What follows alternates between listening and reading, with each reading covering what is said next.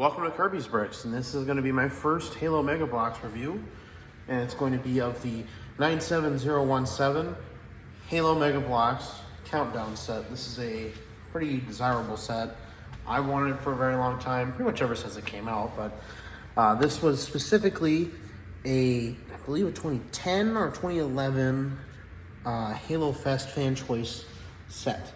Kind of similar to how we have the Haunted Spartan from Halo Heroes and the Floodgate Firefight set from last year, I believe. So I'm really excited to get this open for you guys. I picked this up sealed off of eBay for, it was in euros, so I think roughly about $400 American. But this is kind of what I've always wanted, was to do a sealed opening. So yeah, I'll give you guys an overview of the contents once I open it up. Right, so these older boxes, you kind of destroy the box. So there's a pull tab here and a pull tab here. Kind of just pull at the cardboard, and I'm not doing this to make money. I've always wanted this set, so I'm not really caring about the condition of the box. It'll be nice to keep because it is kind of a blast from the past, but I'm still gonna open it the way it was meant to be opened because I'm not really a sealed collector. I just have a bunch of stuff sealed that I move with it. So that's, I think, the front. There's one on each side, as you can see right here. Oh, there's another one right here. Looks like this one just flips up though. I don't think you're supposed to fully remove it. Maybe, I don't know, we'll find out. I originally remember collecting some of the, as a kid, some of the same sets right before this, and some of the original 10th anniversary sets from around the same time. I do have the Halo 4 gunship. I can't remember, Pelican gunship, I can't remember if it's complete or not though. And then, okay, so there's that. And then this corner, I think, okay, well, that's ripped now. All right. And then we have this corner.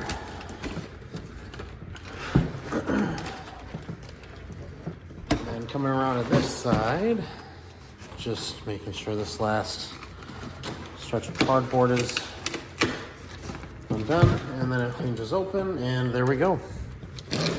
The somewhat old contents. Gosh, it's been quite a few years. Let's see if there's copyright in the box. 2012. So that's kind of wild to look back, and not numbered bags, but wow, that is a big bag. Sorry, my arm's through my ring light. So it's, nothing's numbered, but it is cool to see how this is all packaged before.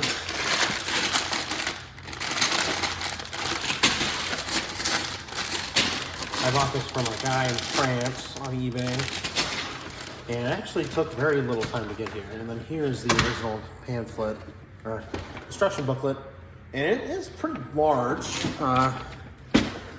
I mean, as you can see, compared to the box, it's pretty wide, and it's honestly fairly tall.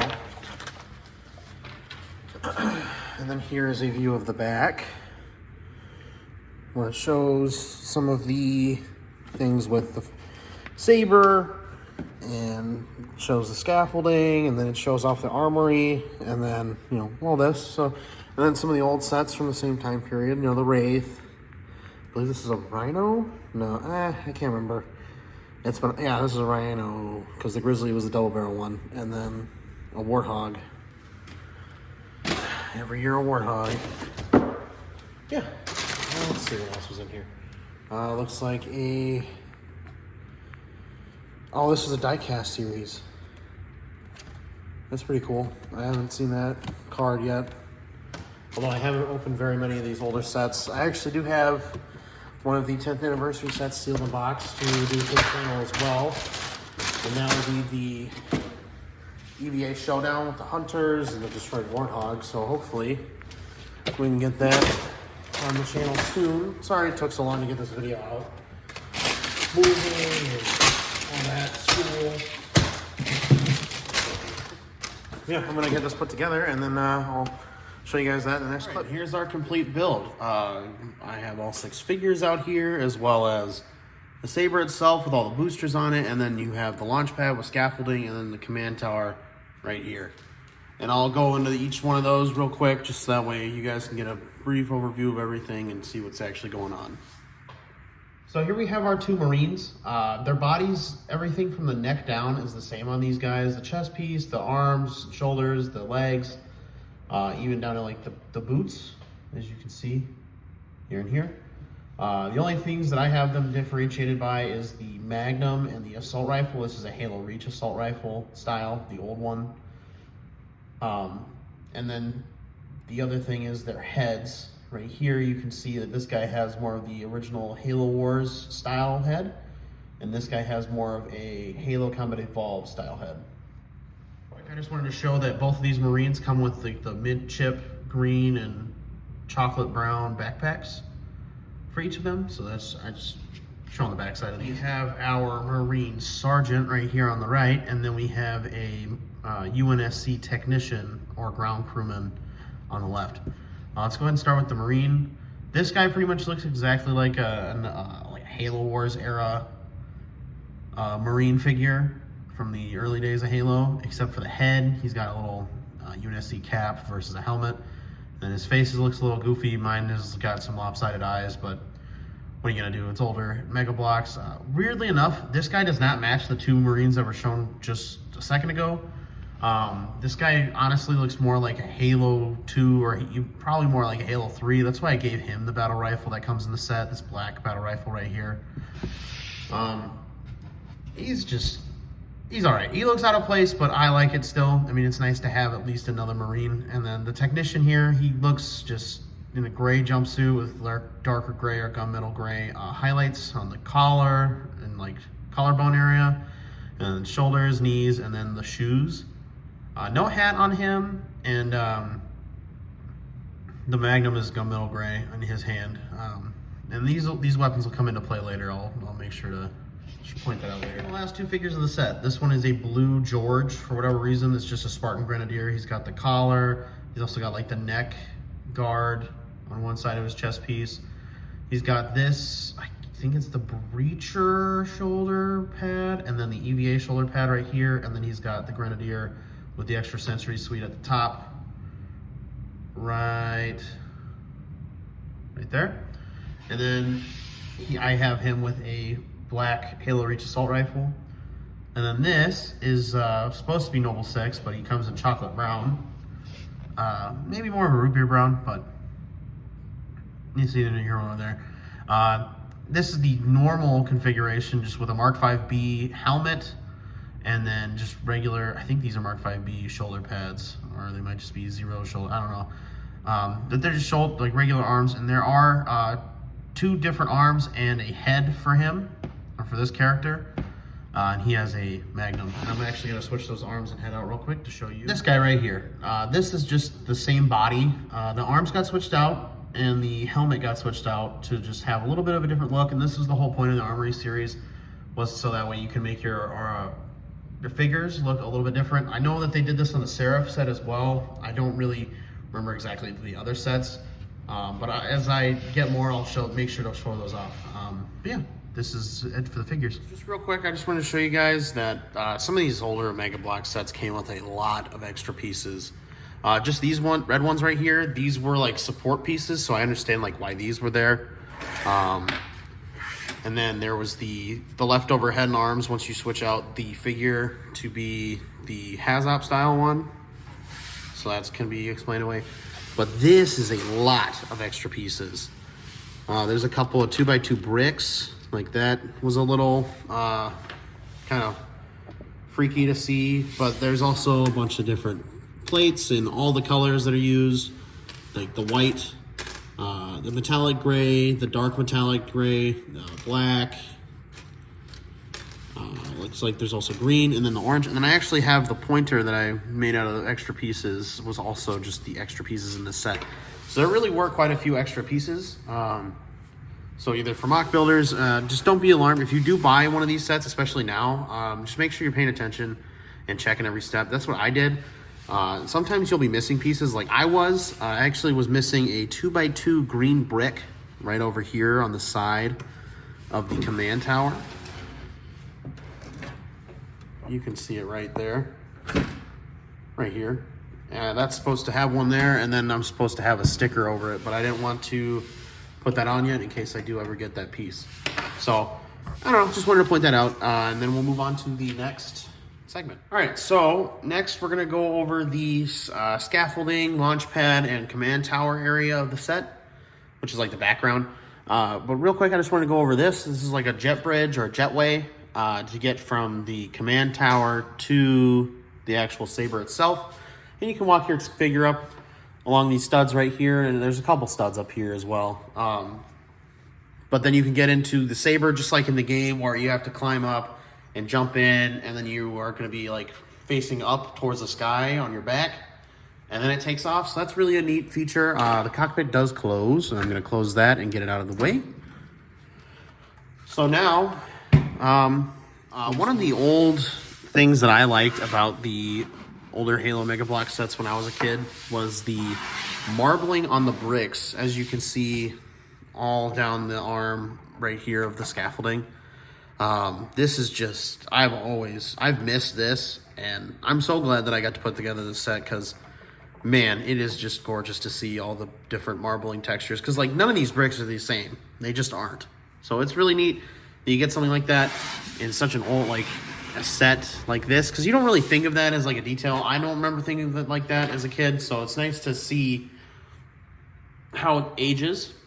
Really kind of changes your perspective on the whole concept behind the bricks themselves. So next, I'm just gonna go show some sticker details. So we got the two up arrows right here in the middle of like the scaffolding in the back. And then up here on the lights, actually, we have some sticker details on top of those, if I can get that on camera. Both of them have this. And then here's some more lights here, and then there's all the white light studs, and there's also the red studs down here. You have right here like an explosive warning symbol, and then right next to it is a fire hazard symbol. Then you have a couple almost like allied star and circle emblems. And then over here we have a UNSC emblem underneath the bridge of the command tower. And then on the side right here, there's supposed to be a big UNSC sticker. And then on the tops here, we have this sticker here, and it's actually mirrored. I think these are supposed to be like solar panels. And then we have this detailing here. I'm assuming this is supposed to be some kind of radar array because you have like you have an antenna, you have a nice big cable and conduit right here, some kind of dish, exhaust vents. So it's really cool to see like that they went through the extra effort because even though this is a bigger set and you can get away with not doing that, it is nice to see that they did that as some detail. And then right here we have like almost like a countdown sequence, the 3, 2, 1, and then green is go. So it is nice to see that, as well as like an electrical warning symbol right here. And then actually right here we have some stickers on the control display. We have a countdown, like a numerical countdown right here on the left panel. And then I'm assuming a diagnostic screen for the Saber in the middle. And then on the right, it's just a UNSC at the top and then a wall of text that I can't read. And then there's like a danger stripe here. And, you know, it's just really nice to see. Here's the backside if you want to take a look at that. But it is really cool to see the actual, like, launch area, because I didn't think that this is like a main focus. I didn't think it would be like that cool part of the set, but oh my gosh, like even doing this, it was a little repetitive building it, but at the end of it I was satisfied, and it actually made it feel even more worth the money that I paid. And even thinking about the original value back when this was on store shelves, it really is really cool to see that they went to the extra mile to build this. So the last thing I'm going to go over as far as like the base part of the set is going to be this tool rack right here.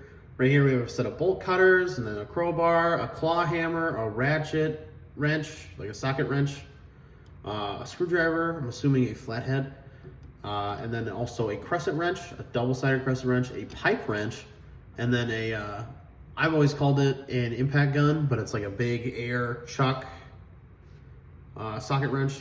It's pretty cool. You got all these tools for it, but I actually did see another use in my mind, and then I'm gonna show you guys real quick as a weapons rack. And you know, I got all 6 of the weapons that came with the set on here, using the clips that are used for the tools. I don't know, I just thought it was a fun idea to maybe use it alternatively in case you want to use it in like the background of a picture or a video or stop motion. It's just a neat detail, and I like it a lot. The thing I want to touch on before the launch bay goes out of frame and I focus on the saber is that there's no studs on the bottom of the saber that like connect to this stand, so it kind of just stands there, which is really cool. So just so you have the main star of the show, which is the saber itself. So this is like the reason I bought it. I love the saber mission in Halo Reach. It's probably my favorite vehicle mission in the entire Halo series. So it was a real treat to get to put this together. But real quick, you can see, I'll just show you all around the ship real quick. I'll just spin it while it's standing upright. Here's a side profile. And then here is the bottom, which looks a little bare, but you know, you're not really looking at the bottom. And then here's the other side profile. And then here's the top again. And then before we go any further, I'm just gonna take and remove the booster pieces, which these white ones come right off. They're just connected by these 2 sets of studs in 4 different places. And then we're gonna go ahead and remove the 4 other booster assemblies. So you got these right here, 2 gray cylinders, as well as this big orange fuel cell on the bottom. And then on the top, you have almost like an engine intake and then also another fuel cell right here. So that will be all of the boosters removed, and now we can actually see the saber for what it is. Now we'll show you when it's landed. Lighting's a little wonky. I'm still getting used to this whole recording thing. So we have the saber in its landed position, and it does have landing gear here on the bottom, right here, here, and here. And it is pretty neat. Like I showed earlier, the cockpit does slide open and closed, like so. And now I guess I'll show you the stickers. So to go over the stickers, this thing is covered in them. This is where the majority of the sticker sheet went. We'll go ahead and start here about the front on the left side of the ship. And it's this, a lot of this, especially on the nose, is mirrored. Actually, I think all of it is mirrored. We have like this yellow arrow, just to indicate that the cockpit is going to slide forward. We have a UNSC right here, a warning arrow here, and I think this is either a step or an intake detail. And then we have this skull and crossbone sticker here, and then the warning triangle right here. And then moving up to the engine, we have a set of danger stripes on the outside, as well as, I think this is a hatch detail on the top, and then the UNSC detail. Whatever this symbol means, I don't know. It's pretty neat though to see like that they really went all out with like getting a lot of the markings down. So there's that, and then more danger stripes for an exhaust area, and then these 2 ejection symbols, which might have something to do with the booster assembly area or something else. I don't really know the in-universe reason as to why this is a thing, but it is cool to see that it's there. There's this sticker here, which is a little bit oversized, so I did have to push it down with a brick separator in order to make sure it fit flush, but it does fit down in there as long as you're careful and you don't fold everything up. And then here on one end, this is the same on both of these little wingtip things, but you have this yellow stripe, the UNSC, and then a couple more tiny arrows facing this way. And then on the outer edge, it's just this yellow stripe. And I'll just go ahead and flip this around. But yeah, check out that angle right there. Like that is just such a good view right there.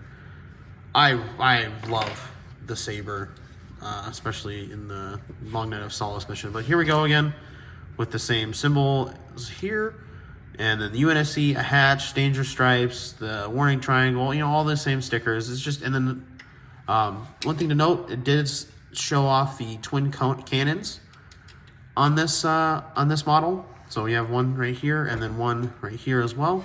So it is cool to see that. Then I'm assuming this is a communications antenna. There's an intake in the front that's a white print around a dark trans red piece. It's actually the same piece as these guys back here, except it has a white paint on the rim. Then here again on the bottom, just pretty plain, but it gets the job done. Right here, we do have another intake. I think it's an intake anyway on the in-universe ship, but it is really cool.